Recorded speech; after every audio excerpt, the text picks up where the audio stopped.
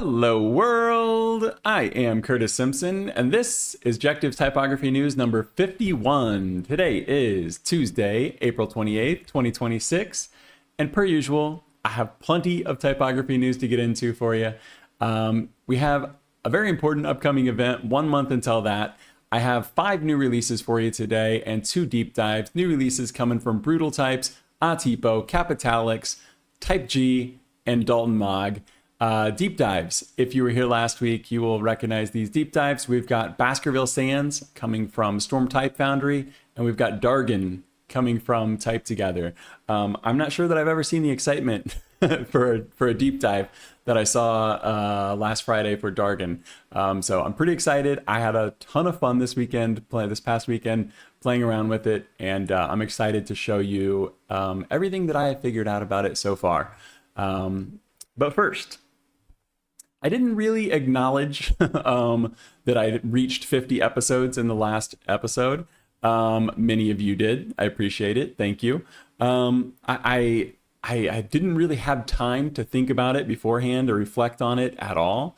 I'm a little bit reminded of a streamer I used to watch play Warzone back in the pandemic days. And I remember people were asking him, like, what are you going to do when you hit 1,000 wins? And he's like, I'm going to play the next game and try to win again. And that's kind of the approach that I took. Like, I was literally like, as I'm doing 50, I'm already getting ready for 51. I'm just focused on the next one. Like, in the literal sense, it's another episode. Like, it's the same as 49, the same as 51. It just has this number. But there is part of me that feels some sort of obligation, I guess, to kind of like think. I did a sort of reflection at 25, and I sat down yesterday and kind of thought about it, not for you, but more for me.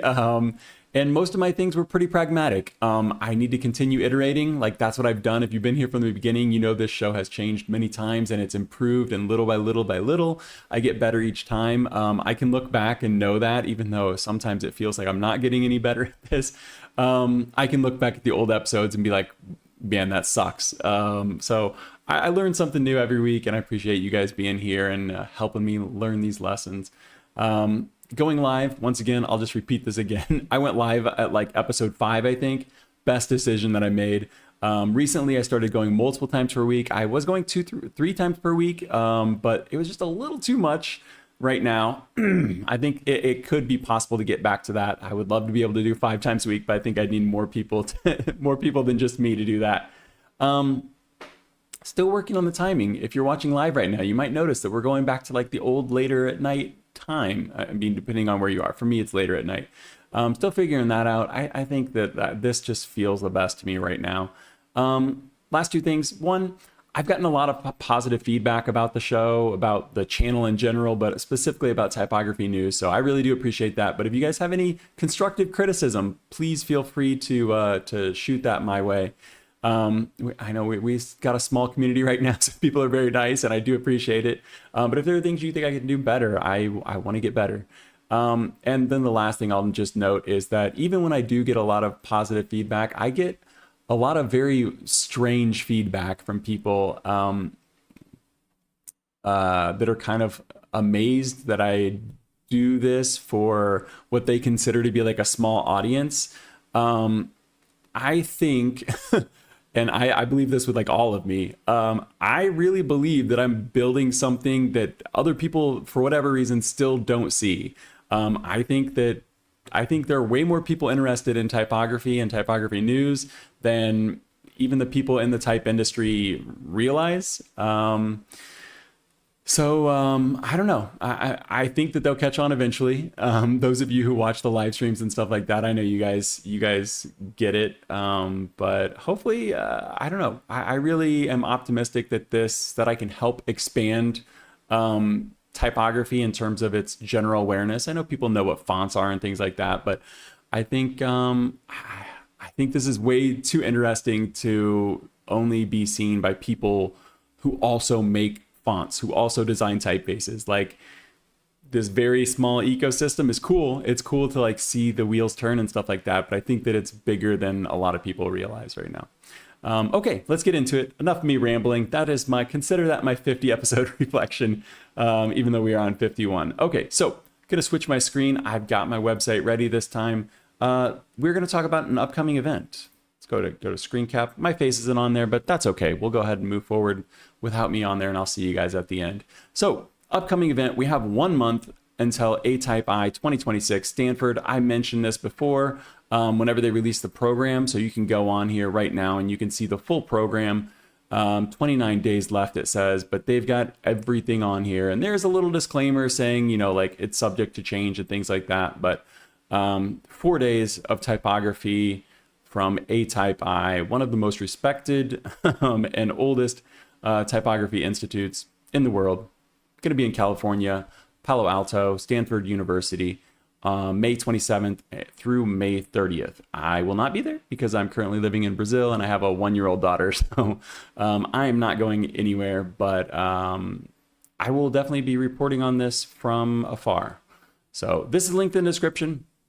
It says early tickets are still on sale. I think they probably got some dates on here. So yeah, you've got a couple more days to get this regular-ish early bird discount. It's not early anymore, but then you'll move into the late territory where it's going to bump up your prices pretty significantly, like $75. So if you are interested, grab these now. If you're not going to go to that, but you want to check out what it will be like, you can now look at you can watch many of these ATypI's presentations from 2025. I mentioned this, I don't know, a couple of weeks ago, I think, when they started uploading. Maybe it was only a week ago because we were looking at 10, 11 days. I guess it was about a week and a half ago, maybe I mentioned this. All of these fuchsia ones right here are brand new uploads. You can see this filiation one down here is from 8 months ago. They have just recently started dropping every single presentation from the 2025 ATypI in Copenhagen. And they continue to upload these. I thought maybe they were done 10 days ago. Nope. A week later, they've uploaded all of these new ones that are not fuchsia yet. These were all uploaded 3 days ago. So tons and tons of content to go watch from ATypI. So if you're considering going, but you haven't, bought your ticket yet, you can go watch some of these and maybe get an idea of what's going to happen. If you're not going to go at all, but you still want to get some of that experience and hear from some of the leading people, there it is right there. They're all on YouTube. This is linked in the description, as is the general link for ATypI 2026 Stanford. Let's get into some new releases. I have very much made sure that this episode is much more streamlined than the last ones have been. So I've got 5 new releases, like I said. We'll get through these quickly because I have 2 deep dives that I really, really want to sink my teeth into and show you guys everything that they have to offer. But I don't want to take anything away from these new releases. So our first new release here is coming from Brutal Types. This is a Foundry by Retype Foundry, but Brutal Types, this typeface right here is Botter. And you could probably see what's going on. A lot of times with these display types, with these Brutal Types releases, you get what you see. You can see what you're going to get right away. This one, I always ask myself, so what, before I report anything to you guys. And this one here is a standout to me because it's the first time that Brutal Types has really released more than just a single weight. And I talked to Ramiro Espinosa about this. Here's just a preview of all of the different Brutal Types that they have released over, essentially like the last year. I'm not even sure if Brutal Types is a full year old yet. But it's typically, you click on any of these, they're display typefaces inspired by this brutalist architecture and signage and stuff like that. And they're typically one single style. This breaks the mold. There are 14 total styles on this, 7 weights, plus italics. It is static, but you can see some of these specimens right here, and it looks pretty nice. We've seen typefaces that do similar things to this before. Let's see if we can scroll down a little bit. You can see here, there's some rounded edges and there's some like almost bezeled edges to it. It reminds me of like a Royal Oak watch with the beveled, the sharp brutalist corners on it, and then the round counters inside of it. I almost like the lighter weight of this more. I think with these types of typefaces, typically the heavier weights are probably more popular when it comes to these displays. Ooh, That italic looks nice though, doesn't it? It with like the flat sides to like the O and the S and these typical characters will be rounded. You really have this very distinct X height where the line just goes straight through it. Even goes straight through like the top of the T and the I there. That's really, really clean. Ramiro did send me a review license for this one to check out, but I played around with it on my own, and that, gave me the confidence to go ahead and talk about this. Sometimes you don't know, sometimes you see a typeface that looks okay, but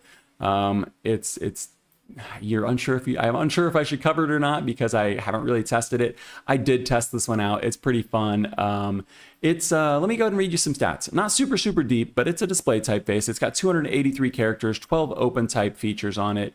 236 languages. You can purchase this from the Foundry.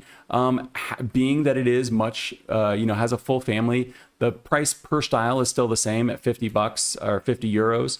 But if we get down to the full family on this one is going to cost you for desktop 420 euros for the 14 style. So the most expensive brutal type so far, but also the most extensive. And I think in the right context, this could be pretty cool. Obviously, it's not for everything, but I do think that it's a nice expansion of brutal types, and it does kind of, I think it does what he set out to do and showcase that that brutal types can do more than just single style display typefaces. So standard license on this one, obviously read the fine print, but I think it's pretty cool. That is Botter from Brutal Types. Next up, we have a typeface from Atipo. Let me go ahead and pull these up. I'm having a little bit of an issue with my browser. The tabs are opening in the other one for some reason. Atipo. Anytime that I've ever reported on a release from them, I have trouble because they don't really post much. They don't really publish much of a description or anything on their website. So this new release is from Atipo Foundry. It is MG to the 12th. It's supposed to represent magnesium. So I'm going to go ahead. This is the newsletter announcement that they sent out. So I'm going to go ahead and show you this so I can show you where I'm getting this information from. It says, we're excited to introduce MG12. I'm going to call it MG12 throughout this entire thing. I think this is a terrible name. Obviously that's subjective, but I think just naming something like this creates a whole lot of issues. Even the file names, because you can't do these superscripts in the file names, so you just get janky, broken symbols. I did download the one way to this. Okay, let me continue. Inspired by the structural role of magnesium, balances precision and lightness. It's a technical typeface that remains effortless to use every day. That is their description, and that's about all the description that you're going to get. Let me go ahead and slow scroll through this. And I'll give you some details, but to me, this reminds me a lot of Futura and some of the original alternates and things that didn't make the cut for Futura, especially with this G right here. It looks nice. It looks like it could be an affordable Futura alternative, and I will get to that affordable part here in just a second. But you are going to get what you pay for with fonts in general. So this one's from Atipo. It's got 6 total styles. It's got 3 weights plus italics, which is nice. 393 glyphs. It is static. It's only got 10 open type features on it, based on the free medium weight that I downloaded.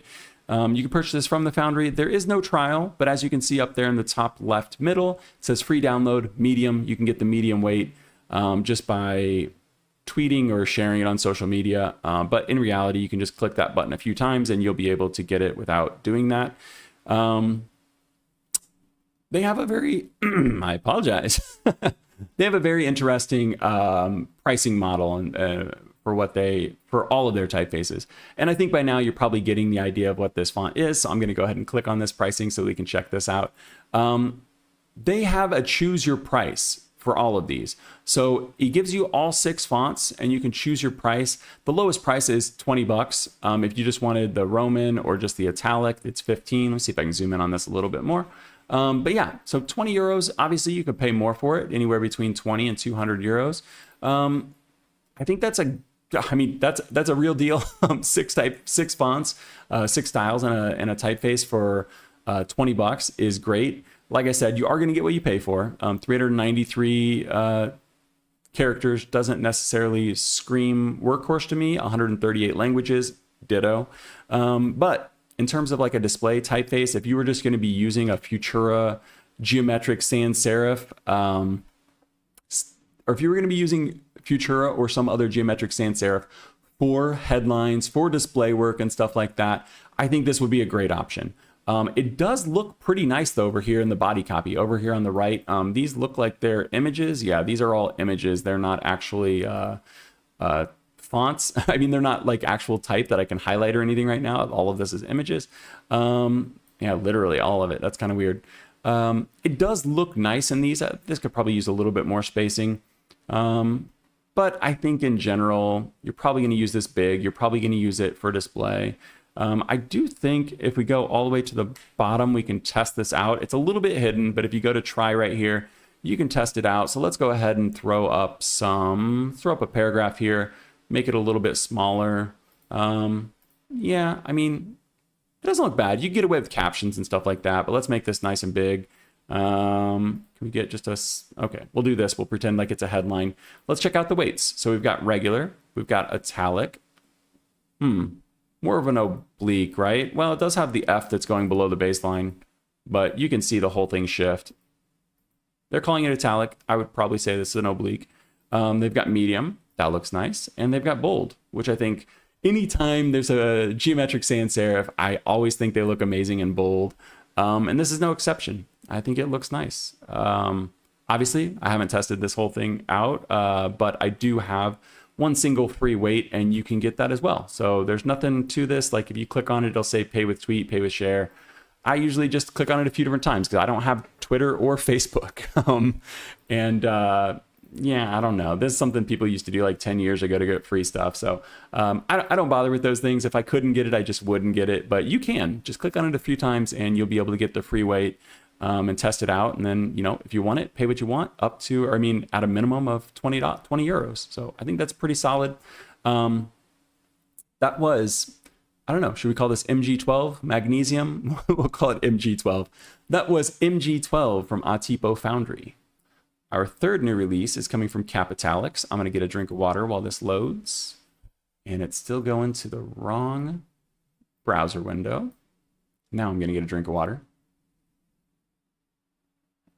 So this one, in my head, I say Balagan, but in reality, I believe this is pronounced Balagan. It is a Polish word. Let's go down to the description and I will go ahead and read it to you and I can tell you what this means. But you can see right off the bat, this is going to have a lot of character. Yeah, let's go down to the bottom. I'll read you the description first and then we'll come back up to the top.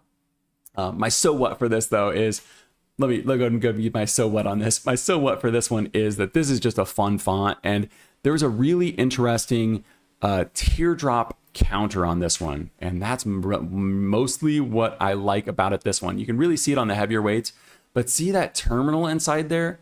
I always am hesitant to say like, oh, I've never seen this before, but I don't ever recall seeing a typeface do this before with this very distinctive, what they're calling a teardrop counter inside. I may have said terminal, I apologize. Teardrop counter inside of the B, the D, the G, a bunch of characters. I'm sure it's in the P and the Q as well. Yeah, there we go. Yeah, in all the places that you would expect it, but completely unexpected shape in my opinion. Let's go down to the about here and I can tell you what they are describing this as.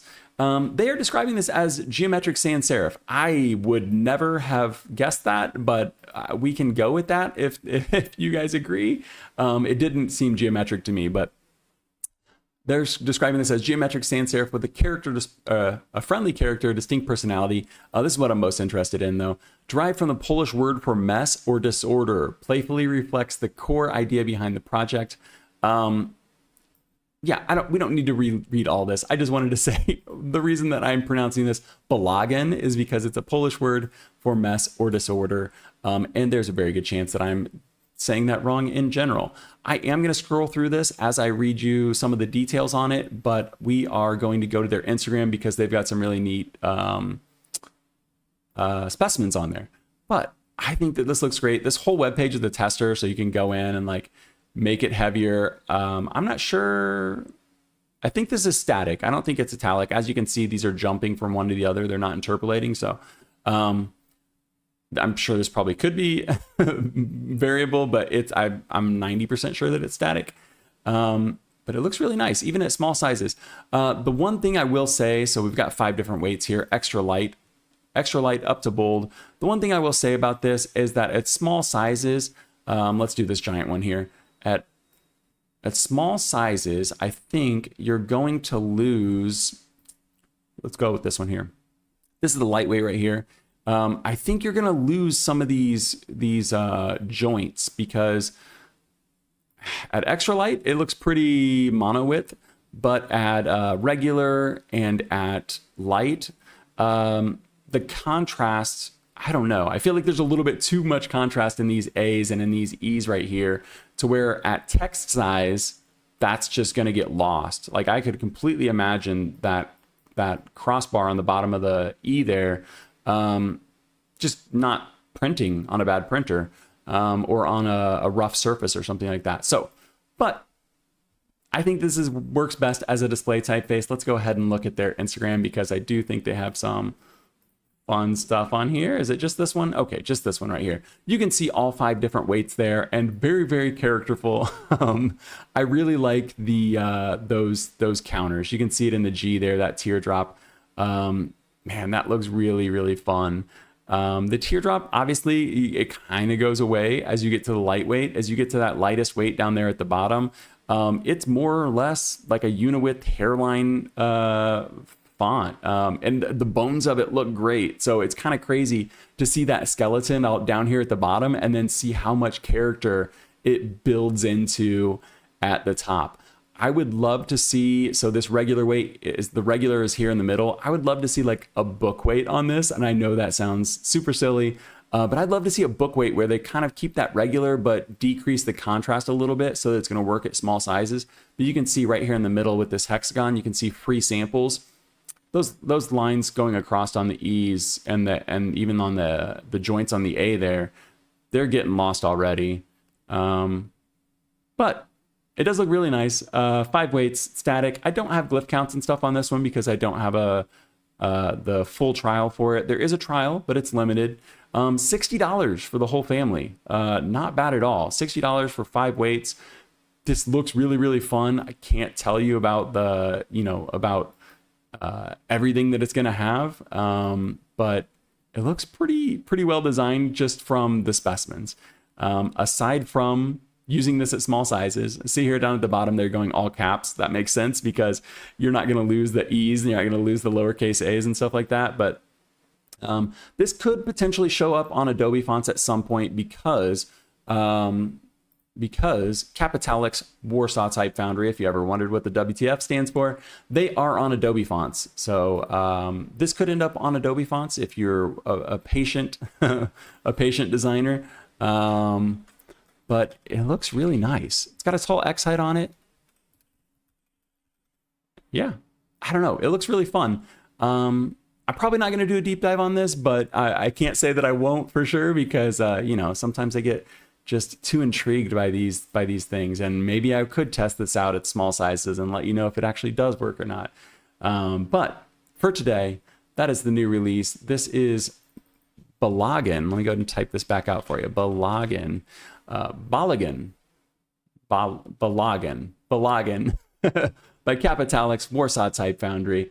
And it's really fun. I've never seen that teardrop before inside the counter there. And I'm a fan. I'm a fan for sure. Next up, we have a typeface from Typeji. So let me get another drink of water before we get going. This 4th new release is from Typeji, and it is Stranger. And similarly, this is another one with a ton of character. For me, this is a super confident, characterful display face. And if you are have a keen eye and look up here in the top left, you'll notice that this is very similar to the Typeji logo. Can we test this right here? No, we're gonna have to test it a little bit lower. But it's the basis for the Typeji logo. This was started out as a lettering sketch in 2017. They developed it into like an early font version in 2019, and then it basically just remained unpublished until today, or until this week. But it's got two styles on it, and it is variable, but the variable axis is just going to be turning it from Roman to italic. So I'm not sure how useful that's going to be, but it is nice to have. The one thing just before we move on here, before I type out Typeji, is look how small those tittles are, the dots on the I's, and I'm assuming the J is the same way. Yep, there it is. Those are really small, and while that is very fun, I'd be interested to know if it has an alternate for those or not, because I can 100% see somebody wanting something bigger, though it could, I mean, I don't know where you would put it. You'd have to decrease the X height. Yeah, I don't know. Maybe it's just one of the quirks of the font, and either you like it or you don't. One thing that this was inspired by was Gil Kayo. I'm not sure if it's Kayo or Kayo. I'm assuming it's Kayo. It loosely inspired, for sure. But when you hear that, if you've seen Gil Kayo, you will see how that connection can happen. But let's go ahead and type out Typeji, and let's see how it works. This is the black italic. Let's go ahead and set this in black. And there it is. Yeah, we'd have to tighten this up, the kerning, quite a bit, but oops, we forgot the E. But yeah, if you look up there at the top and we compare these, yeah, it's just a really tight version of that. That's pretty cool. And they do note that this is probably best going to serve as some branding, as a logo, something like that. But I think it could work great for headlines. Pair this with, a couple of workhorse typefaces, or at least one workhorse typeface, and you'd be set. This is going to have 2 weights on it. Let me see. Let's go ahead and go to the Instagram real quick, because they do have a nice Instagram. Do I already have this up? Nope, not yet. Man, I do not know why these are opening in the wrong browser, but I'll go ahead and read you some details while we're doing this. Just the 2 styles on this, Roman and italic. Right here, we're just seeing the Roman. There's the italic. Ooh, you can see that interpolation between the two with that variable axis going from the Roman to the italic. Looks pretty clean. Once again, not sure what you'd use that for, but if you're doing, I mean, this is a display font, so I'm sure that it's always nice to have rather than not have. Yeah, I don't have a ton of details on this, but I do know there is a trial with limited characters, $110 for the pair on desktop. The one caveat to that is that this does not include a logo license, which is kind of disappointing, considering that they note that this is, excellent for logos. If you want the logo, you're going to have to pay 2 times that base price, and it's going to cost you an extra $220. So if you want a desktop and logo, you're sitting at $330 now for 2 fonts. But if you're $220 for a logo is much cheaper than any designer. But at the same time, if you're on a budget and you can only afford $220 for a logo, then you probably should spend that $220 on something else, because there are plenty of free or cheaper fonts than $220. But as a display typeface, I really do like this one. Looks like these two are having a little trouble loading, or maybe they're just black screens. But you can see it's got a few different characters, some emojis, some arrows, and things like that. So they're giving you a bunch of the glyphs right here. Not sure if it's all of them, but maybe. Yeah. So it looks pretty well developed for a display font. They've got your subscript, superscript, circled numbers, some fractions. They've got all of your arrows and currencies and things like that. So I don't know. Typeji with Stranger looks pretty fun. Yeah, I like the small dots, the small counters. We saw a typeface recently kind of like that. I like the small counters in there. In the P and the A, and then I like the small dots on the J and the I there. So that's pretty fun. Once again, that is Stranger from Typeji. Jim Girth, good to see you in chat. Hello. How's your Tuesday going? We have one more new release before we get into these deep dives, and I'm pretty excited for these deep dives. Not gonna lie. Let me get a drink of water. Okay, this last new release here is coming from Dalton Maag. This is Consort Recast. I never knew that Consort was a... I was not familiar with Consort. Let me just say this. I'm going to open up fonts in use here, and I'll show you where I got this information from. But Consort was an expansion of Clarendon. So I'm sure everyone's probably familiar with Clarendon. If not, let me just go ahead and open up the Wikipedia, I guess. Clarendon, boom. Everybody knows Clarendon, right? Clarendon, the original Clarendon typeface, started an entire genre of basically slab serifs that had brackets. Just like big slab serif, readable typeface. Consort came as an expansion of Clarendon when Stevenson Blank acquired Clarendon. I'm going to have to dive into this, but the one thing I will say is that the only other revival that I'm aware of is this one right here from Red Rooster. They made a revival in 1994. I did check. Red Rooster is owned by the Type Founders, so I did check and see, and it's still for sale, so you could get that from the Type Founders. But today, let's look at Dalton Maag's Consort, called Dalton Maag's Consort Recast.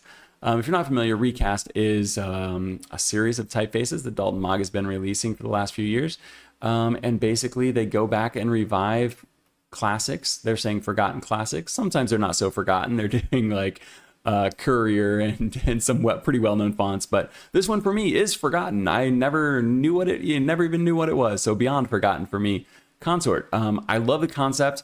There have been plenty of expansions of Clarendon since 1956 when this original expansion came out. So it's not like this is a new concept by any means, but it is cool to see that they are really going back to that original expansion and then kind of doing their own thing with it here. They've got normal weight here, and they've got the condensed, or I apologize, normal width and the condensed width. The hairline is what really stood out to me. If we go back up to here, we'll see the numbers. I'm pretty sure these are the hairline right here. Those look really cool. I love the ball terminals on there, and you can even see them on the bottom of the two there. Yeah, that looks really, really cool. I feel like this is a super complete typeface.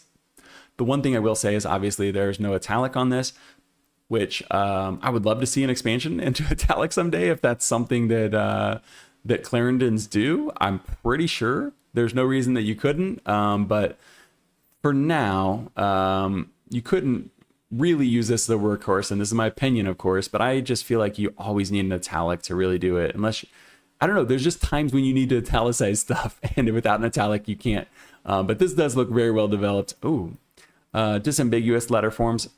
The L and the I, the capital I, they are disambiguous, but at small sizes. I could see them. They're not super hyper legible. But it does have all of the key Clarendon characteristics. Love that big, thick 7 there. That's really, really nice. We're seeing something pretty similar to what we just saw a second ago. What typeface was it?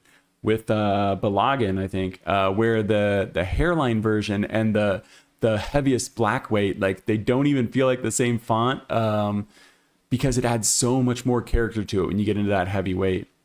But this looks pretty fun. Can't promise that I'm going to do a deep dive on this one, but it's entirely possible because I do have a full trial version of this, which you can also get as well. You can see free trial right up there. You can get the full font because Dalton Maag gives you the full font to test out with the trials. You could see this is a variable font. I am doing the width axis right here, using the width axis, going from normal all the way down to condensed, very nice. And then it's got a weight axis as well.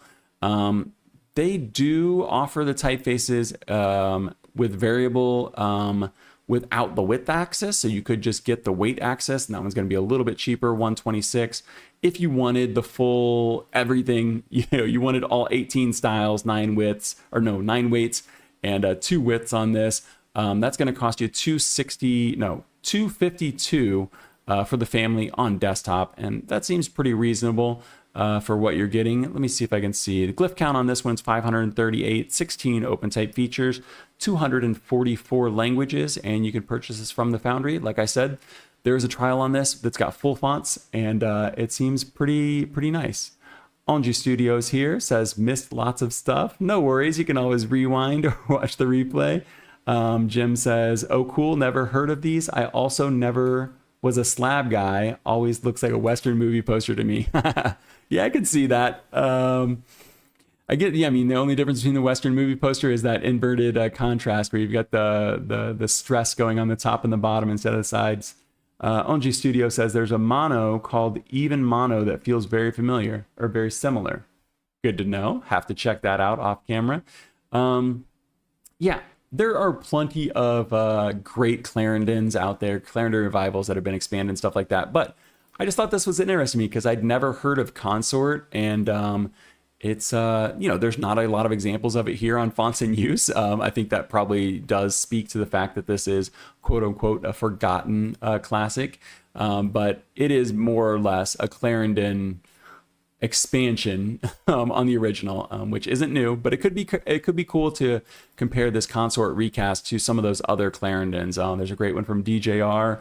There are plenty of Clarendons we could check out.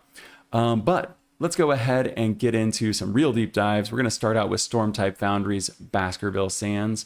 I will go ahead and open this up in Affinity. Let's not waste time. I already gave you the spiel last week. Baskerville Sans, as it sounds, is a sans serif counterpart to Baskerville. I'm going to get a drink of water. We've got a couple of big deep dives to get through here. This is going to be the first one. Okay, so this first one here is Baskerville Sans, like I said, from Storm-Type Foundry. I am going to say Storm, even though the founder and type designer's name right here is Czech. It is pronounced, I'm going to do my best here. I apologize. It's pronounced František Storm. So this Storm right here is pronounced Storm, but I'm just going to say Storm-Type Foundry for the rest of this show. But this was lent to me. This was sent over to me as a review license. I did request and receive this, so I asked for it. František gave it to me to review. Can't use it for anything personal or commercial, but it does help me do a deep dive on this and get into everything. I think the first thing that we should do is look at this compared to regular Baskerville. So I'm just going to show you real quick. There's Baskerville Sans and there's Baskerville Sans in italic. But I think that it feels relevant to go ahead and compare these two, or these three, so that we can get context on where this fits in. Obviously, Baskerville, one of the most famous typefaces in the entire world. But I think that many people would argue that Baskerville Original by Storm-Type Foundry is one of the best versions of it. At least at the time that it was designed, it definitely was heralded as such. But since then, František has designed Baskerville Neo, which is here in the middle. And it is basically a variable first modern interpretation of Baskerville, dragging Baskerville into 2026. And at first glance, they seem very similar, but if you look at the Q there, you can see the swash on the top Q, which is the original, is much bigger, much longer. The typeface is just a little more restrained and a little more usable. It's going to be even more apparent when we get to the italic.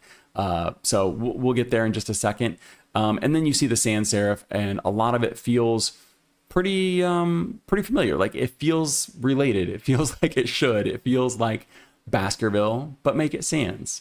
I really think that the font shines most in the italics. So this is where we can see the biggest differences. I'll go ahead and zoom in on just a few things. This is not a Baskerville Neo deep dive, but I think just to give context and also paint the larger picture, because Baskerville Sans is part of a larger project called Baskerville Type Foundry from Storm-Type Foundry, and it is creating this sans and the sans serif. I did serif and the sans serif versions of Baskerville, and you still have the original that you can come back to. But if you look at this italicized F right here, you can see how, I don't know, for lack of a better word, fanciful that is. You've got those beautiful divot like cuts into the F and stuff like that going below the baseline. This one's much more legible, much more simple. You're not going to have any problem printing that at small sizes. You're not going to lose anything. All of that, all of the feel of the original is still there. But if we zoom in on these VWXYZ here, and then we go down to the Neo version, you can see it's just much more restrained and much more modern. Okay, so that's the basic pitch for Neo. There is a ton to dive in on in Neo. Like I said, I got all three of these from Storm-Type Foundry as a review license. I dropped Neo into What Can My Font Do, and it's got 2,000 glyphs, tons of open type features. It's actually insane. But that's not what we're doing here. But now I can show you Baskerville Sans, and there is an optical size on this, so you're going to be seeing some ink, some ink trapping, some little bit of optical size features right here. So don't think of this as the display size. We'll look at that in just a second. But the first thing that stood out to me, and I mentioned this in the last episode, is that K right there. And you can see how that's related to the K up here in Baskerville Neo, as well as in the Baskerville Original. Okay, I think that we get the general idea. I don't want to bore you for too much if you're bored by this. Let me give you some details, and then we'll do our typical A to Z and stuff like that. I think, let me just spoil this one for you. $329 for the family on desktop. This comes with 84 styles. So when I'm giving you all these numbers right now, this is $329 for the family on desktop. Obviously, that's single user or maybe up to 3 out. I'd have to check. But the lowest, we always do the lowest family price for desktop. $329, which I think is an incredible value for a typeface like this. Coming from Storm Type Foundry, as I noted before, František Storm. 84 styles on this. It is a variable typeface. It's got a weight and a width axis that we're going to look at. Oh, I apologize. There's not optical sizing on this one. There's optical sizing on Neo. 992 glyphs. So not quite as built out yet, but this is a work in progress. It's released, but it's going to be continued to be expanded. So the entire thing is in process. 26 open type features, 335 languages. You can purchase this from the Foundry. There's no trial, unfortunately, but I do have the review license here. So hopefully I can do a good job of showing you what this font is going to do. Let's go ahead and look at some of these variable axes first off, and I can show you these weights. Should we do it all at once? Let's just do Baskerville Sans up here. We'll just do it right here. So first off, we have the width. You can get quite thin on this, or quite narrow. This is condensed. It's got, what do we have? I think 6 different, yeah, it's got 6 different widths on this. I apologize, I didn't write it down for some reason. Oh, I did write it down. 6 different widths. So there's 42 Roman, 42 italic, 6 widths, and 7 weights. But we can use the italic slider, or gosh, the width slider here, and get this wherever we want it to be. Super wide. This is going to be expanded all the way down to condensed, and that's pretty fun. We've got the weight slider that takes us from, what one's going to extra light all the way up to, I think, black. Yeah, extra light all the way up to black. And I am actually going to be showing you this. Okay, yeah. I'm going to be showing you all of these in a little bit of a display here in a second. So let's go ahead and do our A to Z. As you can see, it's got small caps, which you'll love to see, especially in these workhorse typefaces. I would imagine that it's possible we could get an optical size out of this. I'm entirely speculating right now, but just based on the way that this looks like it's made as a text font, I would think that later we could see this expanded and more of a display. Do we need a display for Baskerville Sans? I don't know, but I don't know that this is going to look great at large sizes with some of these shapes that, to me, appear to be ink traps built into it.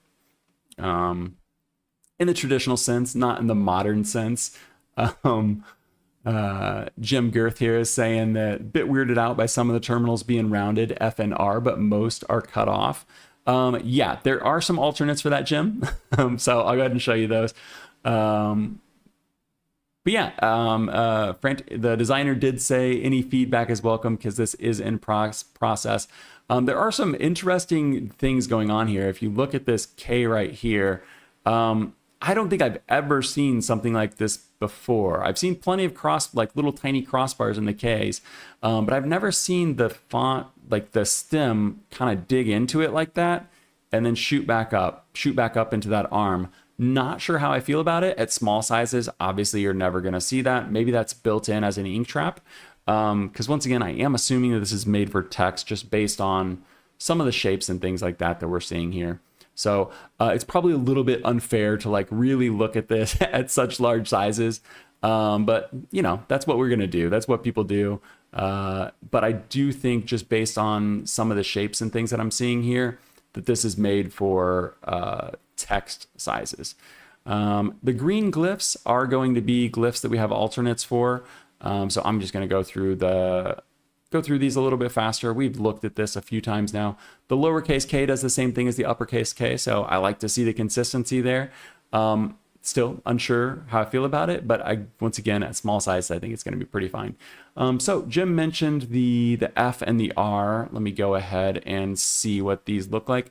One note, and this is a criticism that I'm going to have for this one, is that the stylistic alternatives and the OpenType features over here on the left panel, they are not labeled very well. They're just alternate 1 through 9, stylistic set 1 through 4. I think that this could change, because if we come up here to Neo, you see the stylistic sets over here. You probably can't see it unless you're on a monitor, but all of these are labeled very well, and you can tell exactly what you're gonna get before you click on them. So once again, this is in process according to the designer, even though it is released, but maybe that's why the price tag is quite affordable right now, because you know, you're kind of investing early in it. But so it does make showing you these alternates a little difficult, but I'm going to do my best. I've highlighted them so we don't have to mess around too much, but I'm just going to have to click through these for a second and we'll find the right one. So this one here, stylistic set 1, is going to change some of those terminals. So I'll go to we'll get the A and the F on here right now, but I'll show you a few others. So you get that, you don't get that rounded off one as much. They're kind of cut off. You also get, you're seeing that G change right there. You know, I wouldn't really want this as a stylistic set to be doing this. I would want to change, you know, obviously the A, C, the F, like change those terminals. That makes sense. But to swap to the lowercase, or I mean the 2-story G instead of the 3-story G, I probably wouldn't want it to do that. But you can see this is the common thing that's going to go through with this stylistic set right here, where you're getting those terminals that turn into, I don't know, I guess more of like a brush stroke rather than, more of an organic stroke rather than that kind of rounded cap on there. But it goes throughout the entire font. I've got the S on here. You'll notice nothing's changing there. That's because you can do a historical S on there, the long S, which is pretty fun. I've never used that. I've never seen anybody else use it, but if you want to be historically accurate, that would be pretty useful. You can see the numbers here. They've got old style, he's got old style, and he's got the lining numbers. But just to show you that those terminals do continue through, we'll look at the 2 and the 3 right here, and you can see that those are changing. I like this version right here the best. I like the default version, but you can swap those out to this one. But yeah, okay, Jim, glad that you glad that helps a little bit. Let's go ahead and see. So like I said, this is a little bit of a hunting game, because I don't you know, unfortunately there's not a good way to like know what we're going to get, but I did go through and I highlighted all these so we can kind of look at them. One thing that I think is fun is there are several different ampersands. So we've got the traditional one right here. This is stylistic set 1, so it matches those other terminals. So how that ones have the kind of, not really like a ball terminal, but it's kind of close to it, the kind of expanded terminal there. This would match the entire font. So maybe you could do, I don't know, one at display sizes, one at body copy sizes. I'm not sure. To me, this whole thing feels like a body copy text font, but we do have alternates. So we've got the original. Let's go back. The original, the alternate with that different terminal on it. This one here, which is entirely different, much more simple. And then we've got, that's the original. So I guess we've got three different ones, right? Yeah. Okay. Three different ones there. That's pretty fun. Love to see some alternate ampersands. You can get the J above the baseline. So one of these will do that. There we go. You get the J above the baseline. I think those can look nice, but a lot of times you know, if you want to stack your capitals, things like that, you don't want that J going below the baseline. So it's nice that you can always fix that. I don't think you can change this. Well, obviously you must be able to change the Q, because I've got it highlighted. Let me see what the difference is. There's nothing that's changing. Now this is the problem with these. I'm not sure. Oh, there we go. There's the difference between the Q. I don't know that I'm going to spend too much time trying to hunt through these. I feel kind of dumb, but you can get your alternate Q right there. Maybe I was going through the wrong set of stylistic alternatives, trying to do them up here. I'm not sure. But okay, you get the idea. There are some alternates. It does have your typical workhorse stuff. Like I said, it's got the old style numbers. It's got the got your proportion, or not your proportional, your lining figures on there. It does have proportional That's weird. The proportional turned them into, I don't know what's going on there. It does have tabular and it has proportional. For some reason, when I click proportional, it's turning them into some kind of strange mix of old style and regular. But it does have tabular. There appears to be a few bugs in this right now. One of them that I noted is this one right here, and it is that there are no old styles in the in the italic version. So it does feel like Baskerville Sans has a few bugs, but it literally just released. I think that some of these are going to get worked out. Hopefully all of them get worked out. But you can see another ampersand right here. Let's go ahead and check the stylistic sets. That one feels pretty much like an oblique version, as does that, and as does that. So this one here's got 4 different ones. We've got the original with that sort of like the expansion terminal on there. We've got the alternate terminal on this one. And then we've got the other one that we saw there, the super simple one. And we've got the italic. I think the italic one looks the nicest. I can't imagine going away from that. But I don't think there's a big reason to go through all of the italic ones here because you're going to see the same thing. You're going to see the terminals changing and stuff like that, just like we did before. There are some hints at true italics here. You can see the lowercase a here is a single story. The F goes below the baseline. We saw the K prior to this. So let me check my notes real quick. I don't want to miss anything, but I also don't want to sit on this for too long. So here is the biggest selling point, I think, in terms of what this font can do. It's got, and we also have the italics for all of these too, but I'm just showing you I'm just going to show you the Romans right here. But it's got all of these different weights, and this is going from the extreme width to the extreme condensed to the extreme expanded here. But this is what I really think shines about this one, is that makes it more of a workhorse typeface. Assuming these little bugs get fixed, you could do a lot with this font for $329. Get really wide, like I said. It's got seven different weights and 6 different widths. And I think that this just shows you the extremes between those two. Let's look at this in body copy, because like I said, I do feel like this is a body copy typeface. You can see I've got a few of the alternates and ligatures and stuff thrown into the Baskerville Neo up here. Like I said, this is meant to be a family, so I do think that it's appropriate to pair these. I've got Baskerville Neo there on the headline, and then I've got Baskerville Sans for the body copy, and those small caps look great. The italics are not turned on. Let me go ahead and turn these on. Good. This Baskerville Sans down to Baskerville Sans italic, and those stand out appropriately. Let's get digital age bolder here. We've got regular. Let's take this up to bold, and that stands out very well as well. So I think that works great in body copy. I mean, as expected, I think that this really is designed for this optical size. I don't think that it's meant to be looked at as big as we have been, but these bigger, expanded and heavy weights and stuff like that, or even the super condensed, all of these are probably display widths. So do we get those same? Yeah, we get those same ink traps and stuff on those. I've got the 10 here in the number just to show you that it does have some circled numbers. It's also got the negative version with the filled in. And it looks great at this headline right here. I think this looks even better as a combo than the opposite. I think generally, the old school rule is to put your serifs in the body copy and then use your sans for headlines. And I think that this is no exception. While this does work perfectly fine, it looks great in the right context. That would be the right voice. I think when you're dealing with Baskerville, it's really hard to beat. It's really, really hard to beat Baskerville when it comes to body copy. But I think Baskerville Sans is a great pairing up here. What do we got up here? We've got condensed black for that headline. And I think that looks really nice like that. One fun thing that this included was big quotation marks. So let me go ahead and throw the regular quotations on here so you can see. These are the regular quotations. They've got he's got the big quotations on there built in. I love that because everyone has seen this done before, but it does look nice when you can just plop a couple of big quotes on there and not having to go find another font that has like nice looking quotation marks.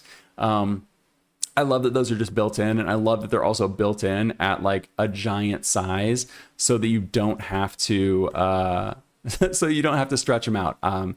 He's appropriately thought about this, and you know, I'm sure that this isn't the best layout, but it just was another reminder for me, and then also another reminder to mention, this is a quote from him from our conversation via email. Everything is in process of development, including extended Greek, which is not yet present on the Sans, so any critique is welcome. So if you guys have critiques, go ahead and visit the website or his Instagram and let him know. But I think in general, this is a really, really nice typeface, and I think that the value is really what I'm looking at here. I'm not gonna sugarcoat it. I'm a little bit disappointed about some of this weird stuff right here happening, but it's fully released and it's for sale. So I expect expansions to be obviously I'm fine being like, okay, there's going to be expansions, Greek's on the way, but I would love to see the OpenType features labeled in the side here like they are with Baskerville Neo, because Baskerville Neo is an absolute beast. But overall, in general, I can 100% see the potential of Baskerville Sans. I think it looks great at these heavy weights. I think it looks great in italic. I think, look at that. That's got so much character. How does this, I mean, it's Baskerville. Like, how does this, I don't know.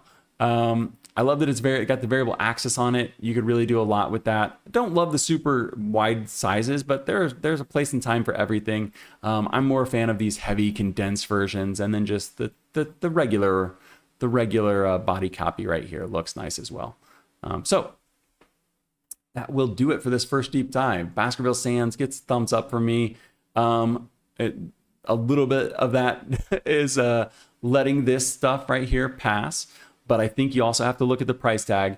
84 styles, variable, 992 glyphs, coming from Storm Type Foundry, which perfectly matches Baskerville Neo, or even, you know, the original Baskerville if you want to go with that. But the fact that this is part of a much bigger picture makes this much more appealing to me. And the price tag is, you know, to somebody outside of the font world, outside of the type world, paying $300+ for a font probably seems insane. But anyone here knows that we've seen fonts that cost thousands and thousands of dollars. So for 84 styles, variable, blah, blah, blah. I think that this looks great, and it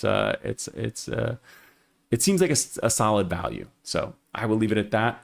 Our last typeface, and the one that I know you guys are most excited for, and I was most excited to dive into. Let me check chat real quick so I make sure I don't miss anything. Okay, looks good.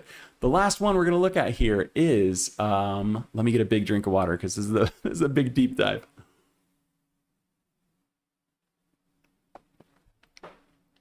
Okay. Our last deep dive and our last story for today is Dargon from TypeTogether. We did talk about this briefly last week. I am on the 2024, I never say 2000 anymore. I am on the 2024 Type Media portfolio page for, let me make sure that I say her name right again, Andalphine Borean, also known as Ando, also known as Daytona Mess. This is her portfolio page for Type Media 2024. And I'm just showing you this so that you can get an idea of where this typeface came from. It was inspired, as we said before. Everyone's excited for this one. This was inspired by tabletop games, particularly, you know, role-playing games, video games. And it's really interesting to see, she's breaking down like where this entire thing started. And it started with a completely different typeface. And then decided that the craziest thing for her to do, the thing that would stretch her the most, would be to do a text typeface. And that's how Dargon started. And I would never in a million years have guessed that Dargon started as a text face. I don't know why, but I just assumed this started as the display face and then got tamed down into the text face. But I'm not going to go through this entire thing. I'll really, really quickly scroll through this so you can show you how fast it is. But it's pretty cool how there was even this other like this display version of it, which got really crazy. This one right here. But okay, that's linked in the description if you want to go check that out. But we have so much to look at inside of Affinity, so I'm going to go ahead and get to it. Let me pull up my pages so I can skip right to it. I did ask Ando if this is Dargon or Dargon, because given the context, Dargon just feels like how the, like Game of Thrones or something would pronounce it. But she said either way is fine. It is an intentional misspelling of dragon, so I'm going to go ahead and say Dargon. It's a little bit easier to say, but either way is fine, according to her. So let me just point out, once again, this is a display as well as a text typeface. We're going to look at the display first, and then we'll get into the text. But let me go ahead and give you some stats real quick. This one's coming from TypeTogether, like I said, and Delphine, Ando, Borean, 16 styles. So that breaks down into 6 display styles and 10 text styles. There's going to be 5 weights plus italics on for the 10 text.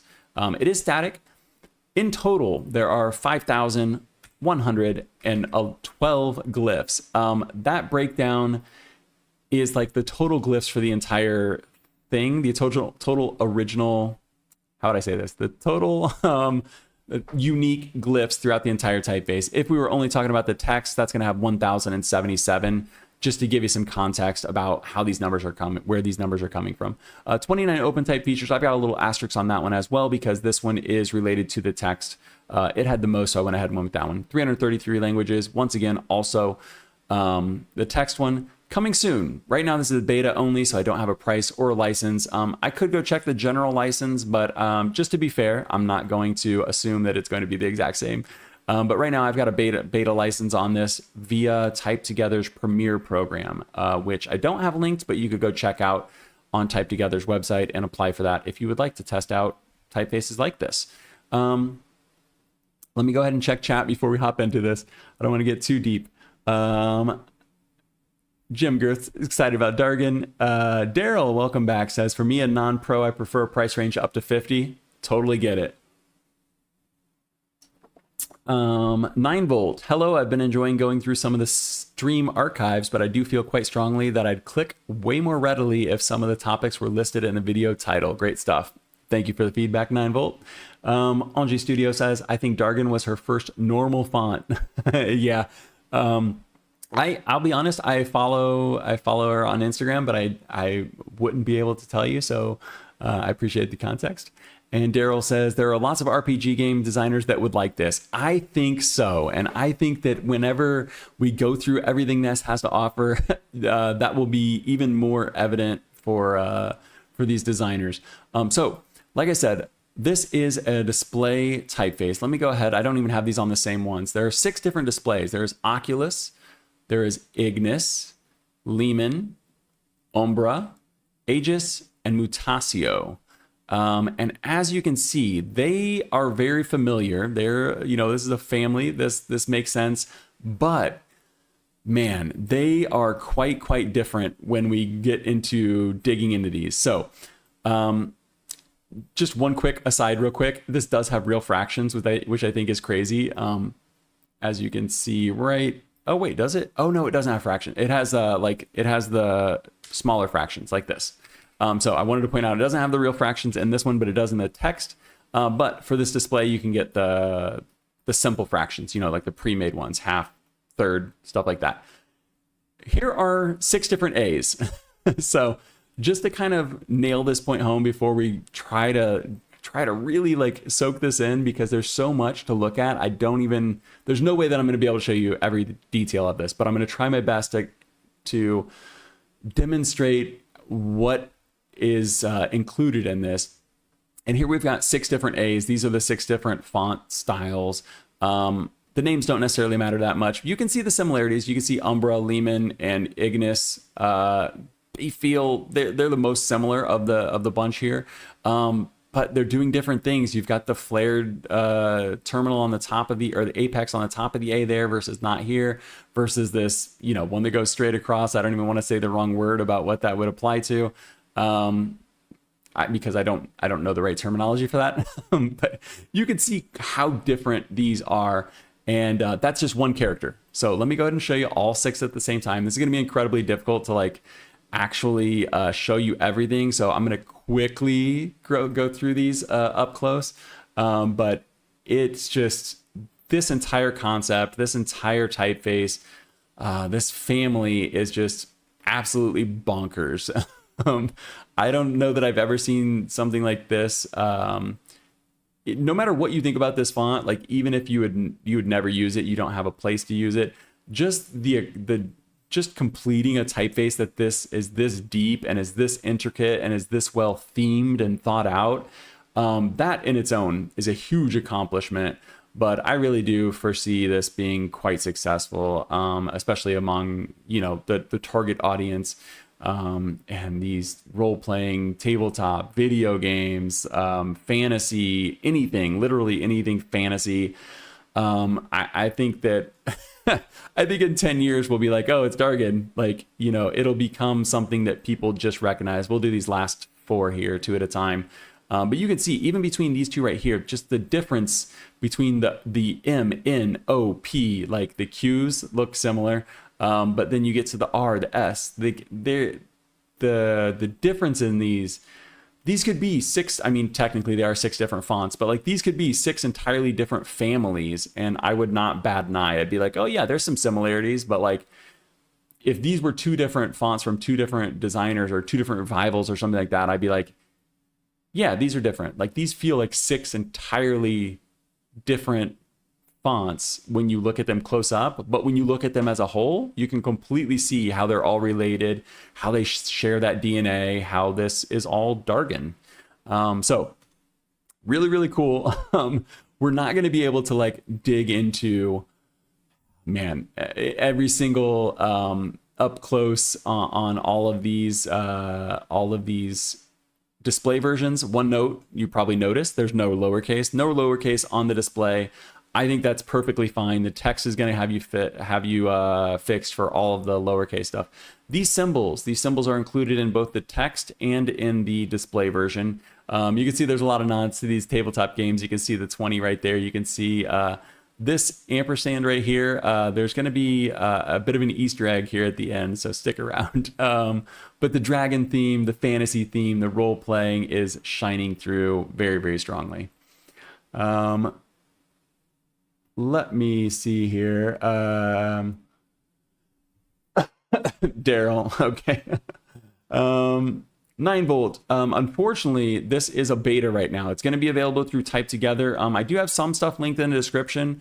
Nothing sponsored, but I do have some stuff linked in the description. If you follow along with her Instagram, or you follow along, subscribe to TypeTogether's newsletter, you should get notified. I will definitely let you guys know when it gets released, but if you want to hear it first from the primary sources, those are the places that I would check out.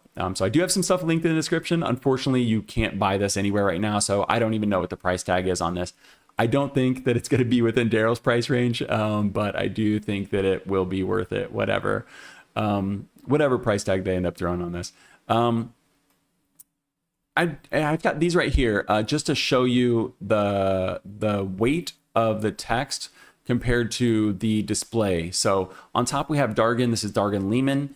And then on bottom here I have Dargon Text Extra Bold. So I think Extra Bold is the closest. That's the heaviest weight. I'm going to go through all the text stuff here, but just to give you an idea of how these fit together, the Extra Bold is going to be pretty similar to the display weight.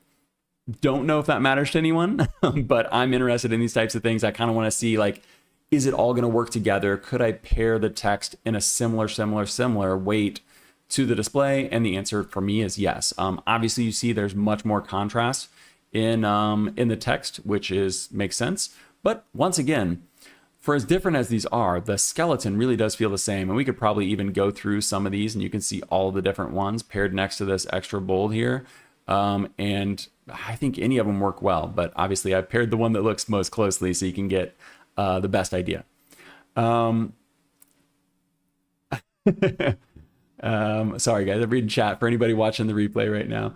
I'm glad you guys are here. ONG Studio says, fun fact about this, she kerned Dargon with a game controller. Is that a true story, ONG?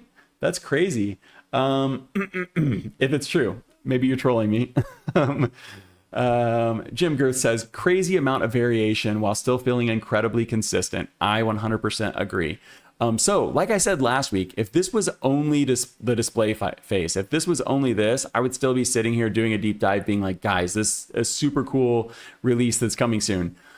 But like I said, this is built for the whole game. This is built for, I don't know what, I don't know what the books and things like that, the manuals are called for Dungeons and Dragons, or, just, I mean, I guess you could put this in any fantasy book or video game you could use text on. But this is made for the entire package, not just the display. You can use this for text, and it was built for text first. So the text is going to work very well. As you can see, it's got small caps on it. So while the display version does have tons of variations, got 6 different styles, this isn't going to have a ton of alternates. You won't see that. You'll note that I don't have a lot of green glyphs and stuff like that on here. This does have all of the features you'd want in a workhorse, but the text is much more decisively built. How would you say this? She is confident in the typeface enough to not need to include a ton of alternates on this. And I think that all the design choices that are here are very well made. And I think that it really does fit. I love a big set of alternates and stuff like this. But this does have a lot of open type features, even without being just like stacked to the gills with these alternates. So let me go ahead and show you the weights real quick. And then I'll show you, yeah, okay. I'm going to show you the weights. I'm going to show you the italic, and then we're going to do close-ups of 4 different ones of these, because I think there is such a big difference between Dragon text or Dargon text regular going down to extra bold that we just have to look at these separately. So I apologize if you're not into Dargon, but we're going to go through. This goes from regular. It's got 6 different weights all the way up to extra bold. Wait, 6 or yeah, no, 5 different weights. I apologize. 6 display styles, 5 weights in the text, and then italics. So it's got. Let's go ahead and look at both these real quick. We've got regular, we've got italic, true italics on this. No skimping here. It's got true italics, like real true italics. And man, you're gonna hear me gush about this for until this episode's over, but I really am blown away by this one.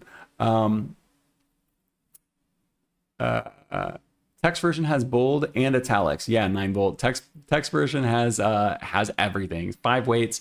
Plus italics, true italics on it. So let's go ahead. We're going to go do an A to Z on the regular weight here. This would be, what you use for your book weight, the regular.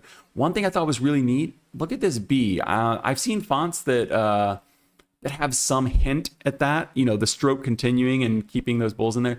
But you don't necessarily see it quite that pronounced too often. Yeah, it's a very, very confident typeface, and it really does fit. Look at this G. The G almost feels like a dragon on its own. It's a very confident, very strong typeface that you could use, even if you didn't use the display versions of this. You could use this as a typeface all on its own. It's got a lot of character, but it feels very, very strong. Love these negative spaces. Look at the U going into the V, going into the W, the X. Look how well these terminals line up. That's going to be amazing for for setting titles in all caps. Let me see. We do have an alternate for the, we'll get to the alternates here in a second. Small caps look great. I'm going to go do the small caps and the lowercase at the same time here. But now we'll zoom in on the lowercase. You get the idea. Small caps, they look good. They look just like the capitals. But I don't want to take away from the lowercase here. The one thing that I thought was a little strange was this F right here. I don't hate it by any means. I think that it's completely cohesive, and it matches. Like you see this crossbar and the F right there. It matches the terminals for the H, for the D. Like it fits in. But I don't think I've ever seen an F that kind of like has that almost like I guess you would call it bracketing. I've never seen an F that brackets that crossbar like that. Doesn't mean that it doesn't exist, just means that I personally haven't seen it before. Lots of positive comments in chat right now. Yeah, same 9volt. 9volt says, absolutely love the text version. If I can afford it, I'll be using it on everything. Agreed. This is a beautiful typeface. And there's a reason. I'm going to show you this in the bold version, the bold weight as well. You can see it's got old style figures on here as well. So we've got the old style and the regular. And as promised, this does have working fractions. So the display version is only going to have like the limited fractions that'll give you a half, 2/3, 3/4, stuff like that. But with the text version, as you would want in a workhorse typeface, you can get the full fractions. Just while we're here, you can also do, as you can see, the old style versus the lining, but you can also do tabular. So you could line these up. I think that's great for the given context for video games, things like that. Obviously, you wouldn't put the old style and tabular. But if we're looking at this lining numbers here, tabular versus proportional. Oh, I forgot. These are a little mixed up. I did talk to her. She already submitted a change.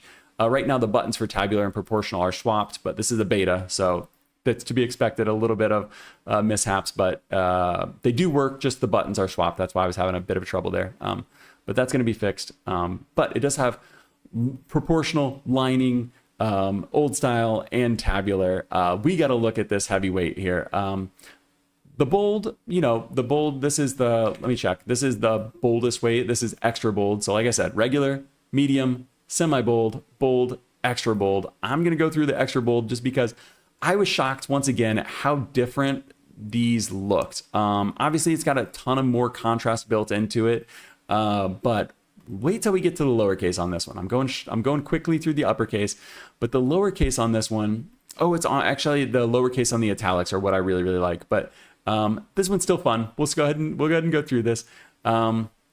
It looks great. I would imagine setting headlines in this. I've got a headline set here in a second. It just looks amazing. And once again, look at this VWXY. Not just in the uppercase do these negative spaces work so well, but look at these lines, these negative spaces. Those are the things that no one's ever going to notice like in real life, but you will feel those, and you'll feel those in your bones when you're looking at this, even without consciously recognizing what's going on. Okay, we got to look at the italics. Like I said, true italics. The true italics in extra bold are incredible. Let me check chat real quick. 9volt says the J is pretty iconic, super angular. Yeah, it's really got its own thing going on. The lowercase and the uppercase are very cohesive as well. Even that one right there. Yeah, you've got that old style simple J on there, but it's almost like a dagger or something. It's very fitting for Dargon. It's very fitting for this entire genre. I agree. Love it, especially the lowercase. The lowercase, yeah, just looks great. So italics, you will note immediately, like I said, these are true italics. You can see the serif going off of that top of that A there. They almost all have like a little bit extra to them, just like, I don't know. It's clearly not just an oblique. Even the capitals here, a lot of times capitals look pretty similar. You've got the nice long swash on the Q there. I'll go ahead and go through these pretty quick because you see the most when you get to the lowercase when it comes to italics. And you can already start to see a little bit of the character coming through. Look at these big, I don't even know if I guess you'd call these ink traps, but these big dents where just like it follows in on the bowls there. And when we get to the heavyweight, this looks crazy. You got the F, the italic F there that's going below the baseline as well.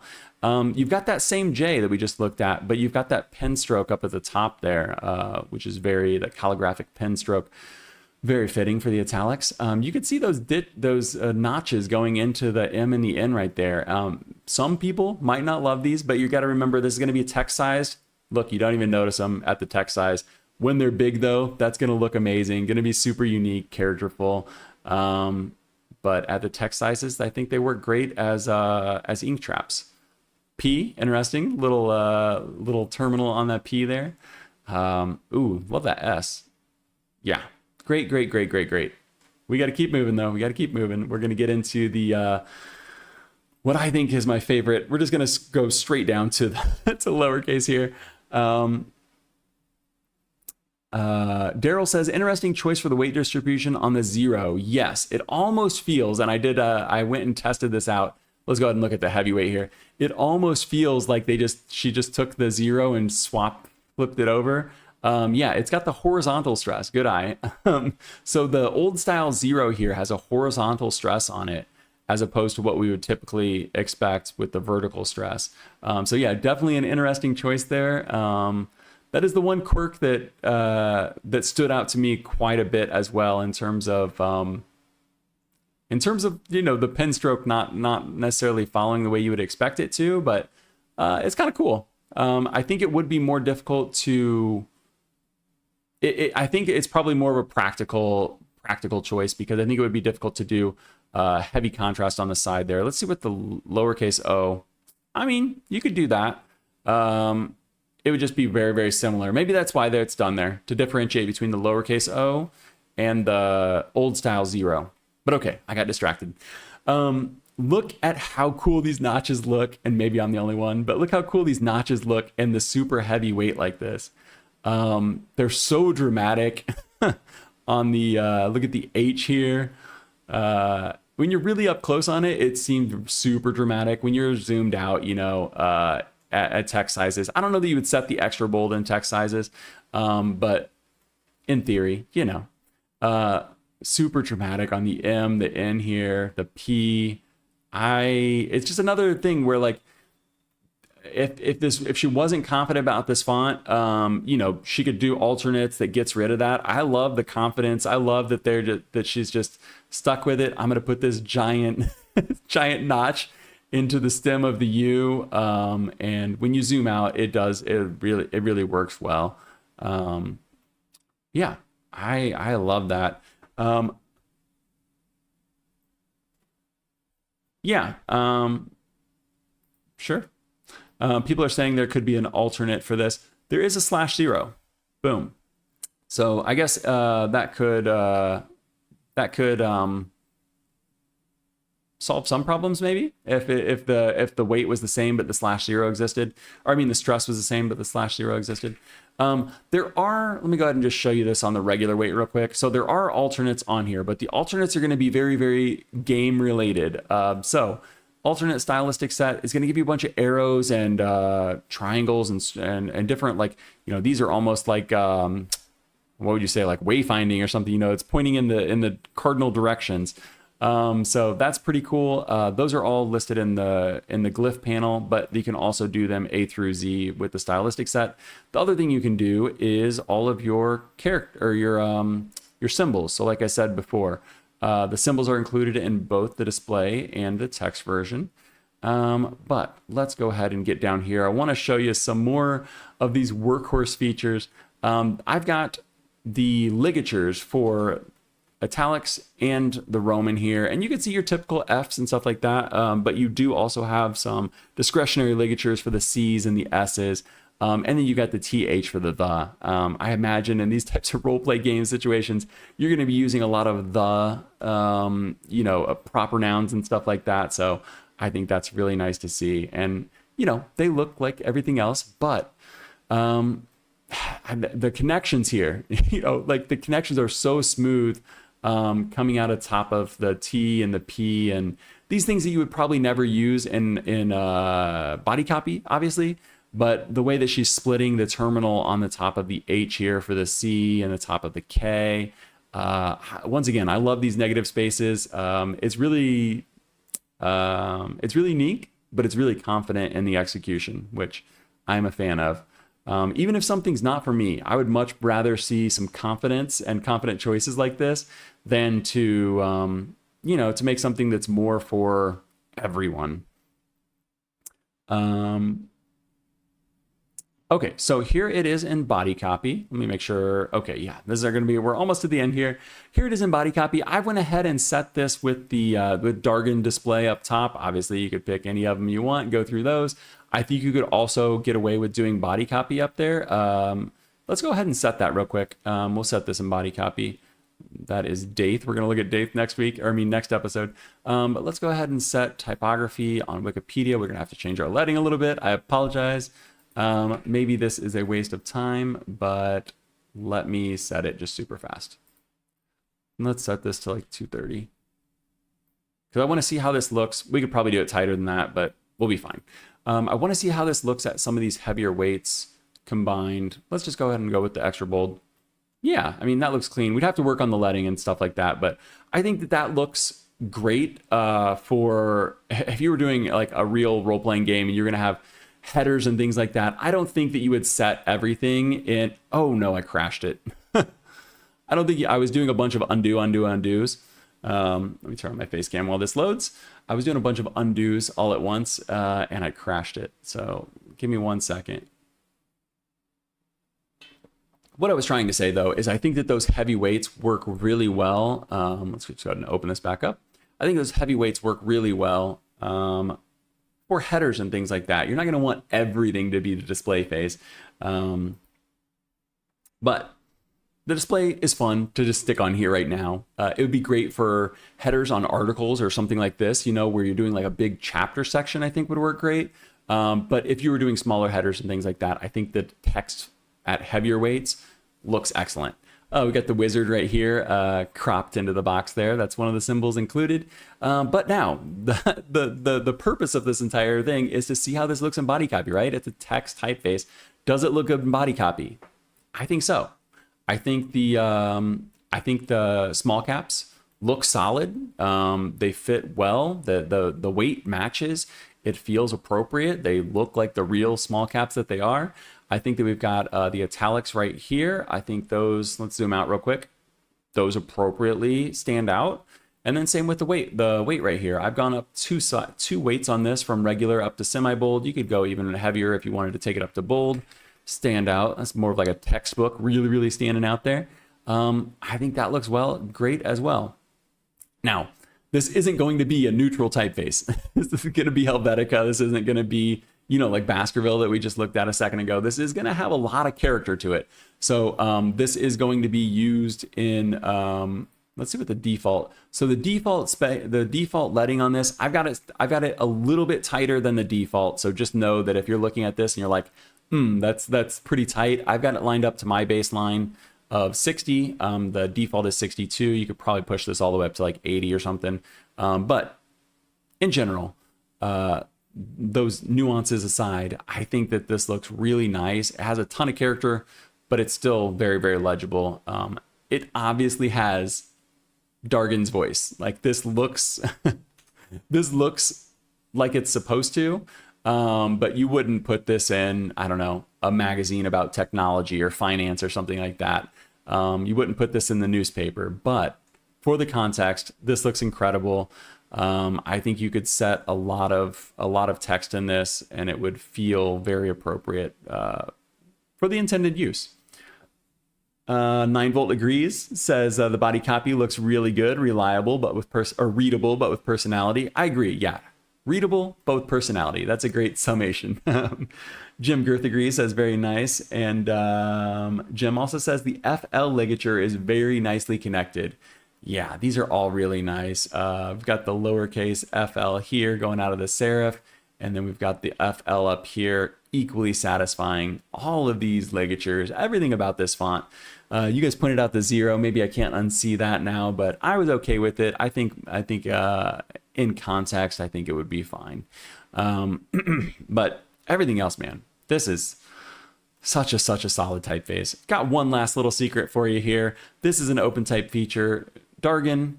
Did I type dragon? Maybe it's supposed to be dragon. Dragon with the ampersand. If we turn on the contextual alternates, boom, you get a dragon ampersand. And this, I did look it up, but I didn't actually, I don't have the option, or I don't have the reference for you here, but, whoa, what's going on? It is very much a nod to Dungeons and Dargons. So that's going to be it. I have, surprisingly, I have nothing bad to say about this typeface. My one little nitpick or one little, error that I noticed, I reached out to her when I noticed it just to let her know. and she got it handled the same day. So when you get this, and this is available to the public, like I said, right now, this is a beta. You can get it through TypeTogether Premiere, but when you get the full version of this, it will not have that mix up between the proportional and the old style and the lining numerals, whichever OpenType feature it was. Daryl keeps pushing this $60 license on this. I would not expect that from TypeTogether, but maybe you'll get lucky. Okay, yeah, I think that's going to be it. Hopefully you guys enjoyed that. I mean, so far, that's the typeface that I've been most excited about to talk about this year so far. Last year, my favorite was Rotina from SharpType. So far, Dargon's holding the crown for my #1 typeface of 2026. It's just doing so much. But I mean, we didn't look at any bad typefaces today. All the typefaces, new releases, Baskerville Sands, they all looked great, but it's just so hard to compete with Dargon, and that's why I had to keep it at the end. We gotta go out with the anchor. It's such a great typeface, knocked out of the park. Don't have prices for you. It's not released yet, but hopefully I did a good job previewing it for you. So that is going to be it. I will see you guys on Friday. I'll be back, same place, same time. I am going back to this later schedule. It just works better for me. My daughter goes to bed at 6, so then I could stream afterwards rather than streaming while she's awake. She's 1 year old. She'll never be 1 again, so got to spend time with family when I can. So that's going to be it. I was Curtis Simpson. Thank you all for joining. Thank you for commenting so much in chat. But I was Curtis Simpson. This was Typography News number 51. I will see you guys on Friday. Bye.